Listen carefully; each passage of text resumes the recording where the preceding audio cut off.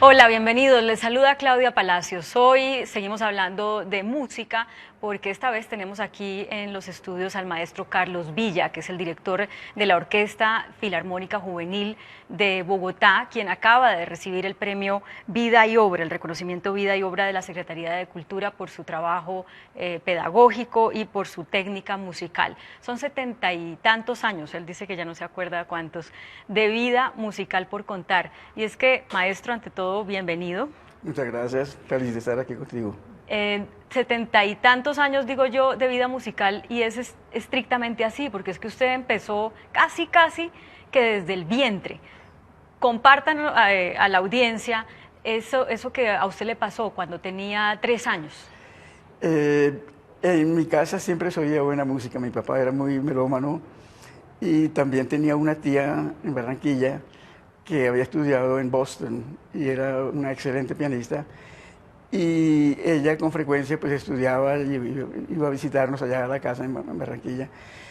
Y a mí me gustó y siempre me acercaba al piano y le preguntaba y ella empezó a enseñarme las primeras notas y me fue gustando y parece que tenía un poco cierta disposición, digamos, y en poco tiempo hice mucho progreso. Y eso de haberse ido, usted nació en Cali, eso de haberse ido a Cartagena de alguna manera fue como providencial, porque estando en Cartagena es que usted oye tocar por primera vez a alguien un violín y eso le marca, le dice, yo me quiero dedicar a eso también. Eso cambió mi vida completamente, aunque, y yo lo sabía, aunque tendría, no sé, 5 o 6 años, yo sabía que esto era algo que iba a ser muy importante en mi vida. No pensé que iba a ser un violinista y que iba a llegar por todo el mundo, pero sí sabía que era una cosa que yo quería hacer con toda seriedad y entregarme, que eso era lo que yo quería hacer en mi vida. Como unos niños quieren ser torero o policía o lo que sea, yo digo, yo quiero ser violinista. ¿Usted sintió como una Sí, cosa sí, que sí, todavía la siente cuando claro, está con el violín o no? afortunadamente sí. ¿Sí? Todos los días cuando empiezo a estudiar y cuando termino de estudiar me siento que he hecho algo muy especial, que he tenido mucha suerte en la vida de tener el privilegio de haber tenido durante tantos años un amor y una, ¿cómo diría yo? Una Compañía, necesidad sí. de compartir mi vida con ese instrumento que parece una cosa de madera y que no tiene vida, pero para mí eso sí tiene mucha vida. Y ese violinista al que usted oyó tocar por primera vez es un gran violinista del mundo y terminó muchos años después tocando con él, ¿no? Estudiando con él. Estudiando. Sí, era Yehudi Menuhin, que es una de las leyendas del violín en el siglo XX. Y ha sido muy interesante para mí ahora, por ejemplo, que estoy con la Orquesta Juvenil, porque los muchachos están muy curiosos. Esa es una de las cosas lindas ahora de la juventud de ahora y de la tecnología, que hace 30 años cuando yo vine a Colombia, yo hablaba de Yehudi Menuhin o de Eugene Isao y Asa Heifetz, y nadie sabía quién era. Pero hoy en día los muchachos tienen acceso, es increíble. Por internet. Por internet, sí.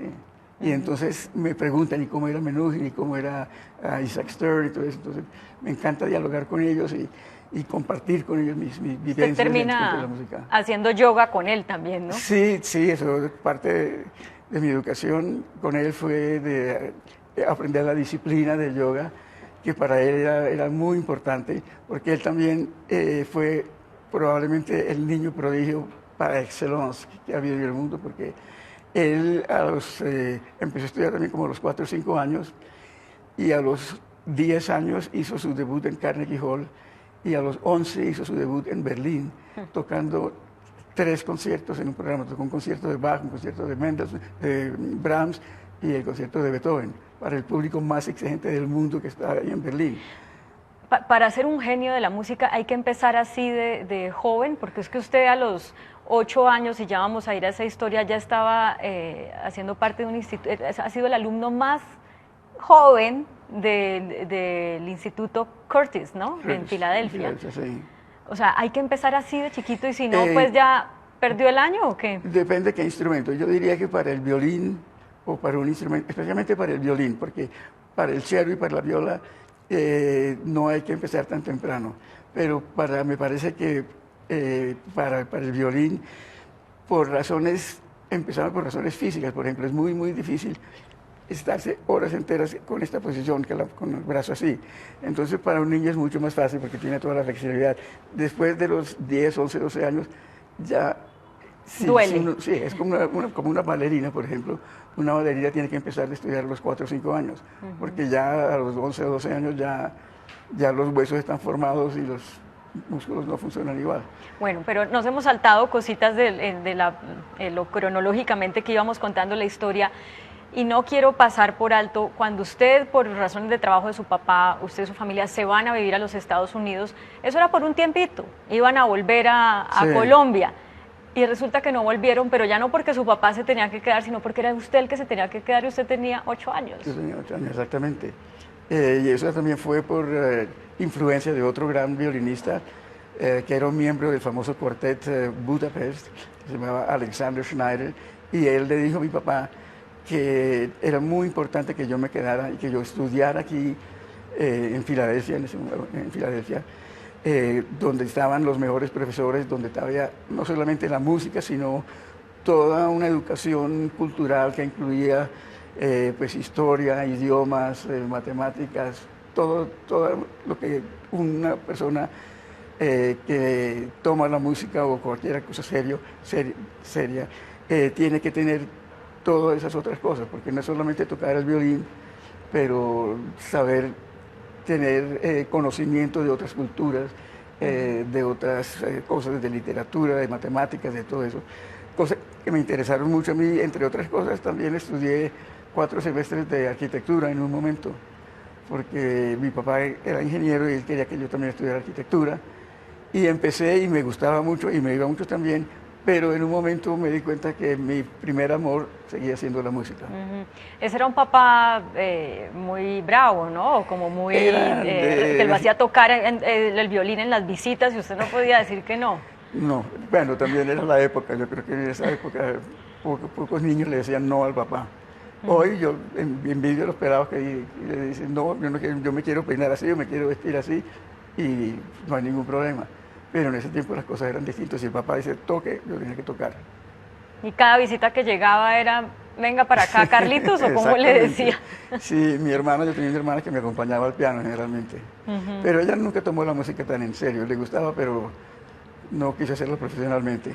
Maestro, entonces usted con 8 años es el primer colombiano en entrar al Curtis Institute de Filadelfia, ¿no?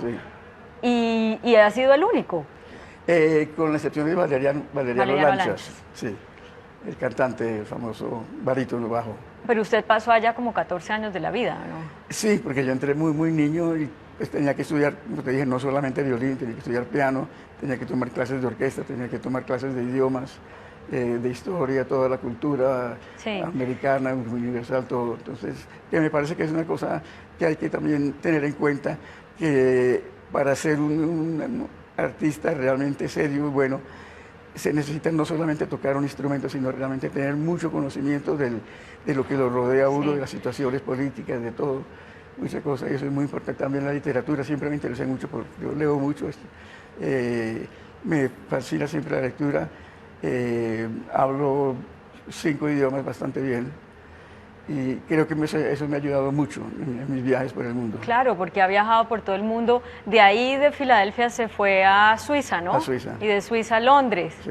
Pero para llegar a Londres también hay una anécdota muy interesante. Fue ahí cuando usted escribe una carta así medio, contrátenme porque yo ya soy muy bueno. Es más o menos, es la arrogancia de la ignorancia, ¿no? Estaba joven. Sí, estaba muy joven. Y había estado viviendo en Suiza, pero hice contacto con una casa disquera que me invitó a Londres a grabar unos discos. Y estando en Londres, un amigo que ya yo conocía de Suiza me dijo, mira, a ti te gusta Londres, ¿verdad? Yo estaba fascinado porque además llegué a Londres en el mejor momento de la historia de Londres, porque fue la década de los Beatles, la de la Mary Quant, la de la moda, las faldas mini, toda esa cosa, y fue toda una cosa que fue el resultado de cuando el tremendo escándalo en ese momento de un ministro británico que tuvo un hanky-panky con una dama, y eso, por ese incidente cayó el gobierno británico, el gobierno conservador, pero como que desempolvó toda esa era victoriana y toda Inglaterra, y surgieron los Beatles, surgió Mary Quant con su miniskirt y todas esas cosas del rock también, Mick Jagger, con todo. Bueno, y yo sé que a usted ya está aburrido contar esta anécdota, pero pues es que usted mismo ha hecho mención a los Beatles, entonces ahí es que termina de alguna manera vinculándose para trabajar con ellos. Bueno, yo estaba recién llegado a Inglaterra y conocí a una señora y me hice muy amigo de ella que era escritora y casualmente ella era de Liverpool. Y entonces como que había tenido un gran éxito porque había vendido uno de sus libros que lo iban a hacer en una historia de Hollywood para el cine. Entonces quería hacer una fiesta para celebrar y invitó, entre otras personas, a los Beatles, que eran muy amigos de ella de infancia.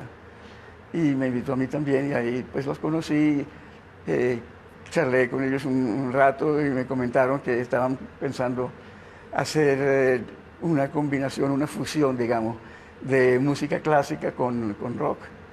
Entonces me pareció una idea interesante, pero no pensé más en eso. Después no los vi por mucho tiempo, yo creo que pasaron ya 1 o 2 años que no los vi. Y un buen día recibí una llamada diciendo que se había enfermado el primer violín de un cuarteto que iba a hacer una grabación con los Beatles. Entonces me llamaron a mí que si yo podía reemplazar al señor que se había enfermado la noche anterior. Entonces me llamaron que ya tenía 2 horas para llegar al estudio y hacer una grabación con los Beatles.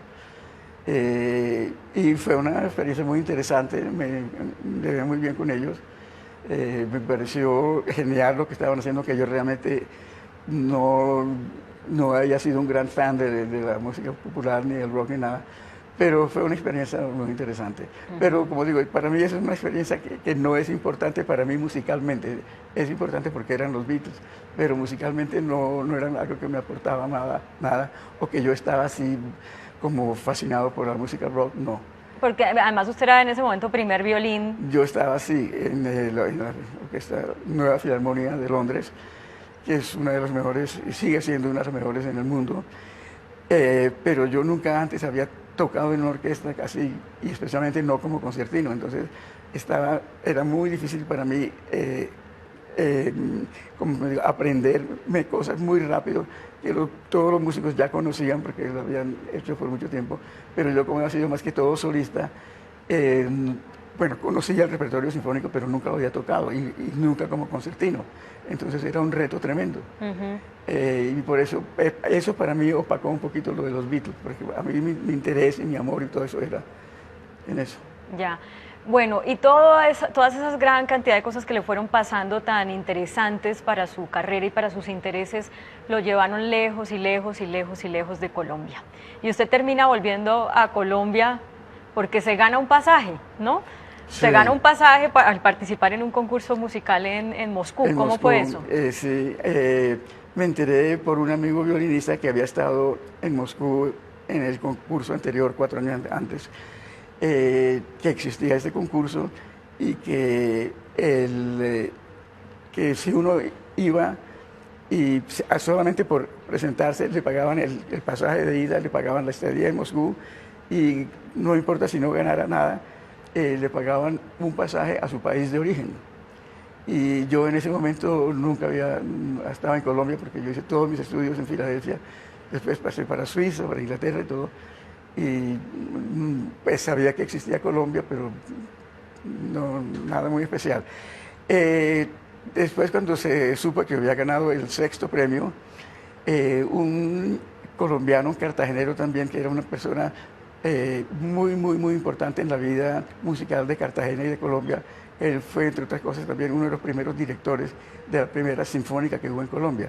Su nombre es Guillermo Espinosa, barranquillero. O cartagenero, perdón, cartagenero. Y él se enteró de eso y me dijo, ¿por qué si puedes venir a Colombia y tocar conmigo? Me gustaría hacer el concierto de Tchaikovsky en el Teatro Colón. Y yo había oído, mi papá me hablaba mucho del Teatro Colón y tal, entonces me entusiasmé mucho. Y fui, aunque pues, yo no fui pensando que iba a ganar el primer premio. Y además fue una cosa curiosa porque yo sabía que yo no iba a ganar el primer premio, entonces solamente preparé lo que tenía que tocar en la primera ronda. porque yo sabía que no iba a pasar a la segunda ronda, porque yo todavía estaba muy verde, muy joven y tal. Y llegué a Moscú y me presenté en la primera eliminatoria y con mi mala o buena suerte que pasé a la segunda eliminatoria. Pero eso para mí fue muy duro porque yo no había preparado el repertorio de la segunda, entonces me tocó clavarme a estudiar y también tuve la ayuda de mi intérprete, que era un muchacho joven, estudiaba español en la Universidad de Moscú y hablaba perfecto español. Y él me dijo, mira, no te preocupes, yo tengo un hermano que es médico y él te hace un certificado que tú no puedes tocar el día que te toque. Entonces te da otra semana para poder preparar. Y así fue. Me preparé para la segunda ronda y también pasé, desafortunadamente. Y finalmente quedé entre los primeros 10 finalistas. Entonces tenía derecho a mi viaje a Colombia y también me gané un premio y también hice unos conciertos por la Unión Soviética. O sea, todo empezó a conspirar para que usted volviera a Colombia. Eso usted, parece. Sí, eso parece. Y usted vuelve, pero no se queda. O sea, no encuentra aquí algo que como que lo enganche. No, porque realmente mis padres se habían radicado en Estados Unidos, en Filadelfia, mi papá, mi mamá, mis hermanos y todo, y mi vida era en Filadelfia y en los Estados Unidos. Después cuando viajé a Europa y a Suiza, también mi vida estaba allá. Pues me pareció fantástico venir, conocer Colombia, tocar aquí, conocer músicos de aquí, todo eso fue fantástico. Pero yo nunca pensé que me quiero quedar aquí.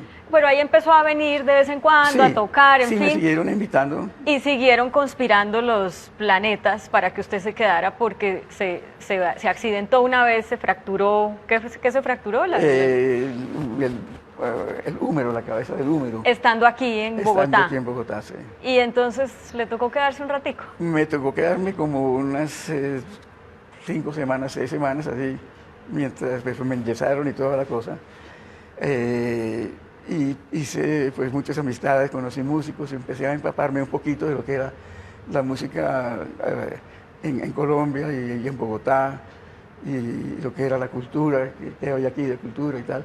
Y me quedó gustando, decir, a pesar de todos los problemas que había. Pero le ofrecieron ser el director de la orquesta Eso filarmónica. fue mucho después. Ah, ya. Eso fue mucho después, sí. Empecé a venir con frecuencia como solista de la Sinfónica y después cuando ya se había creado la Filarmónica, que fue algunos años después, también me invitaron a venir como solista y en algunas ocasiones también vine como concertino invitado. Entonces tocaba yo con la orquesta durante cortas temporadas, pues, cada 2 o 3 semanas.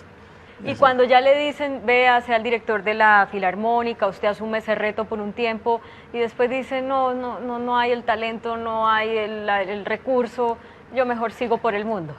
Eso por una parte, no me fue tan claro así, me quedó gustando Colombia y me gustaba mucho la gente y muchas cosas, pero todavía yo sentía que tenía muchas cosas por hacer y que no las podía hacer en Colombia.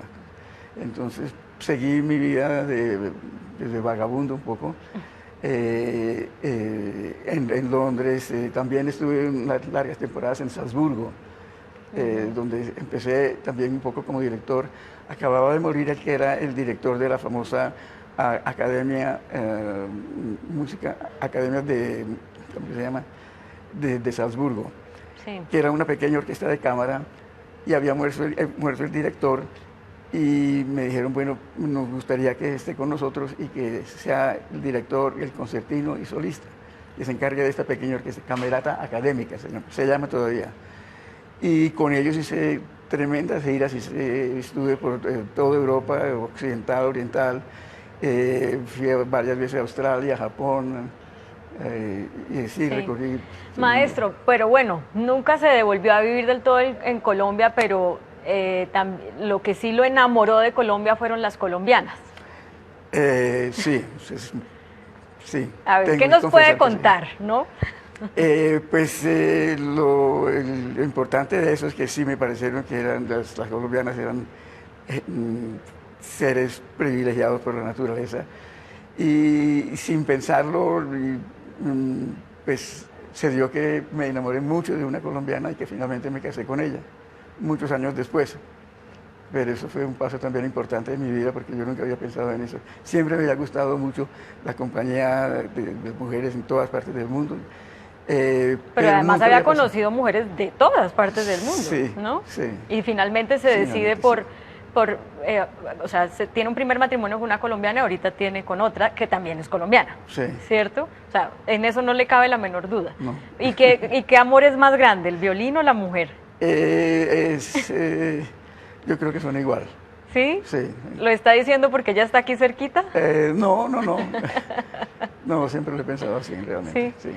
Bueno, hace 3 años, cuando empiezan con la Orquesta Filarmónica Juvenil, usted dice, listo, yo me le mido a esto, pero pues voy a estar viviendo entre Nueva York y Colombia, no me voy a radicar en Colombia. Sin embargo, pasa mucho tiempo del año aquí en Sí, Bogotá. estoy pasando relativamente largas temporadas. Yo creo que estoy pasando por ahí aproximadamente unos 5 meses. Pero estoy muy contento porque ha sido una experiencia muy linda para mí, he aprendido mucho y he podido también compartir con los jóvenes de hoy mis experiencias, no solamente en la música, sino en todo lo que existe de cultura, todo lo que existe de las cosas importantes de la vida. Entonces yo estoy dándoles un poco de eso a ellos y yo estoy recibiendo también las experiencias de la juventud, que es muy distinta a lo que era mi juventud a esa edad. Sí, en estos minutos que nos quedan quiero que me hable de 2 cosas. Esa gran diferencia que usted encuentra en el talento y en los recursos para motivar o impulsar la música culta en Colombia 30 años después o 20 años después de cuando lo llamaron la primera vez a ser director de la Orquesta Filarmónica, y en que es la primera vez que usted se relaciona con jóvenes tan jóvenes como profesor, que es que hoy en día los jóvenes no dicen sí señor, como decían en su generación, en la mía, sino que es que proponen y discuten y se niegan. Y ¿cómo ha sido esa experiencia? Sí, eso ha sido. Primero, los envidio muchísimo de ver la libertad que tienen de hacer lo que ellos quieren, cuando quieren, y que si al papá no le gusta que la música, pues lástima, de malas, es lo que me gusta a mí, de malas. Y son muy dedicados y muy disciplinados, a pesar de que los colombianos tenemos esa reputación de no tener disciplina, pero me he dado cuenta que en la música muy pronto uno se da cuenta que si uno va a ser músico tiene que tener disciplina y si no, no hay ningún chance. Entonces ya hay suficiente competencia aquí, por ejemplo, entre la gente joven, ya hay varios muy buenos violinistas, entonces saben que, bueno, son muy buenos ahora, pero que no es suficiente quedarse en ese nivel, entonces hay ese deseo de salir adelante. Y me parece que también es que lo bueno es que yo diría que en la mayor parte de los casos, o casi en todos los casos, tienen el respaldo de las familias. Desafortunadamente la parte económica siempre es difícil y viajar al exterior o viajar a Europa, a Estados Unidos, donde sea, es muy costoso. Entonces saben que se están metiendo en una cosa muy competitiva, porque sí, especialmente en Europa ofrecen becas y todo, pero la competencia ya es grande. ¿Y aquí qué debería hacerse distinto? Porque pues para una orquesta como la Filarmónica se renuevan 2 cupos cada año, si acaso 4, por ahí. No hay suficientes plazas para toda la gente que quiere tocar. Sí, yo estoy seguro que la situación económica del país en este momento todavía, aunque ha hecho pasos gigantes realmente, me parece que todavía falta que le den apoyo, que puedan dar más becas, que puedan dar más oportunidades para que la gente joven salga. Y realmente sí, todavía, aunque ya ha mejorado mucho la cosa en Colombia, hay que salir, hay que ir al mundo más civilizado. Es que a eso le quiero, porque quiero que terminemos con la anécdota que usted me contó hace un rato de una vendedora ambulante que los vio tocar ahí afuera del Teatro Jorge Eliezer Gaitán. Uno pensaría, bueno, pero ¿qué es primero, el huevo o la gallina? Saquemos a la orquesta a la calle para que haya más público para ese tipo de música y en ese momento empieza a encontrarse la oportunidad de negocio. ¿Qué fue lo que le pasó a usted Esa para fue una terminar? experiencia realmente muy linda. Recién llegado yo a ser director de la Filarmónica Juvenil, la orquesta creó un programa que se llamaba Música para Transeúntes. Y yo dije, ¿música para transeúntes? ¿Qué es eso? Dije, no, pues vamos a hacer unos conciertos en el Teatro Jorge Eliezer Gaitán, no adentro en el teatro, sino afuera, bajo de la marquesina esa que hay encima donde están las taquillas, y pues ahí ponemos los satélites y ahí damos un concierto, y la gente que está pasando por ahí, para los que pasan, que se queden y oigan un poco de música. Y yo tenía mis dudas porque me pareció un poquito raro eso, pero bueno, llegamos y empezamos a afinar y tal, y yo veía que alguna gente se quedaba. y hicimos un programa como de 1 hora de música, haciendo no obras muy pesadas ni muy largas, pero sí hicimos algunas cosas muy lindas de Mozart, de Beethoven y tal.